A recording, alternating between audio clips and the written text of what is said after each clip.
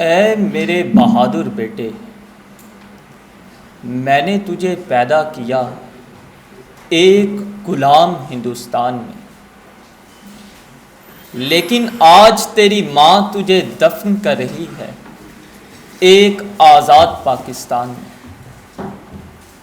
ذوقار یہ الفاظ ہیں ایک ماں کے جس نے اپنے بیٹے کا لہو دیا اور کہا کہ یہ میرے شہید بیٹے کا لہو ہے، اس سے وطن کی جڑیں مضبوط کر دو۔ ذوقار یہ الفاظ کسی ایک ماں کے نہیں بلکہ لاکھوں شہداء کے وارثین کے ہیں۔ کسی نے اپنی عزت و آبرو کی قربانی دی تو کسی نے اپنے اکلوتے سہارے کو وطن پہ نثار کر دیا۔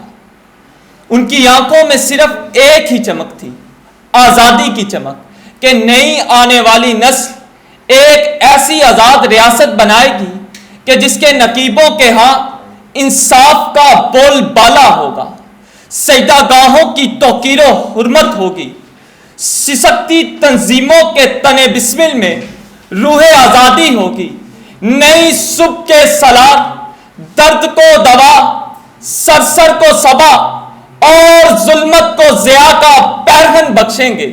لیکن یہاں تو الٹی گنگا بہہ رہی ہے، خودداری، خود مختاری اور خود انحصاری کا سودا چند ٹکوں کے عوض کر دیا جاتا ہے۔ برہنہ پائی ہے ذوقار کہ آج بھی دارالحکومت میں اڑتے طیاروں کو سلام پیش کرتے ہیں۔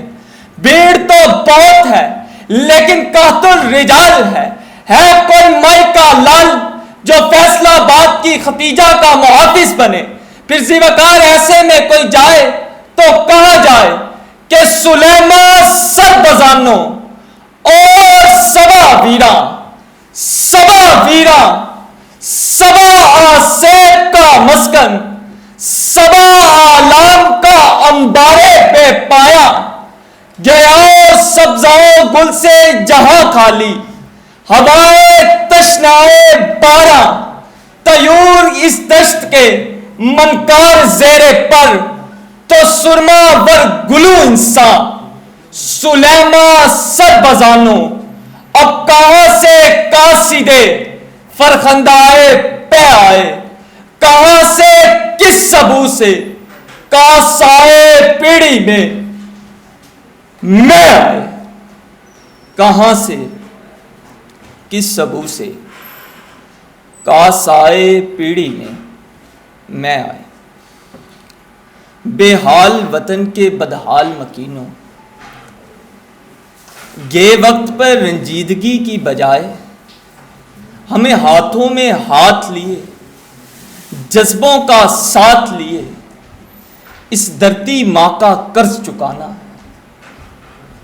اور ایک ایسی ریاست بنانا ہے کہ جس کے نقیب پھولوں سے کھیلنے کی بجائے کانٹوں کو مسلنے میں زندگی کی صحیح لذت محسوس کرتے ہیں، جو اپنے خون سے ہزاروں پودوں کو سیراب کرتے ہیں، ہزاروں زندگیوں کو دوام بخش دے۔ ہمیں ایک ایسے نقیب کی ضرورت ہے، وہ نقیب کوئی اور نہیں، وہ نقیب تم ہی ہو۔ چلو اٹھو اور بتلا دو دشمنوں کو کہ اگر وہ سمجھے کہ بہک جائیں گے ہم تو گرج کر یہ بات بتلائیں گے ہم۔ جو نفرت بڑھا کر وطن بیچتے ہیں وہ اپنی ہی ماں کا کفن بیچتے ہیں۔ ہم ان کو یہ سودا چکانے نہ دیں گے اور وطن پہ آنچ آنے نہ دیں گے، وطن پہ آنچ آنے نہ دیں گے۔ بہت شکریہ۔